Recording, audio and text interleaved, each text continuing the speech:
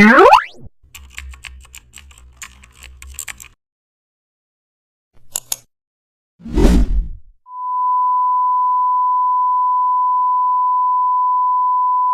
back to the channel, and don't forget to like, share and subscribe for more updates. Today we are diving into an exciting tutorial: how to create a corporate presentation slide in Photoshop. Create a new canvas and add a clean white background. Now insert company logo and heading at the top. Use color blocks to divide information. Add short bullet text for clarity. Include teams or product photos.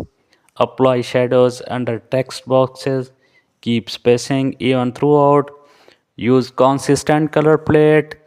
Save multiple slides with variations. Now apply subtle gradient behind content and export each slide as JPG or PDF. Your presentation slide now look professional and brand ready.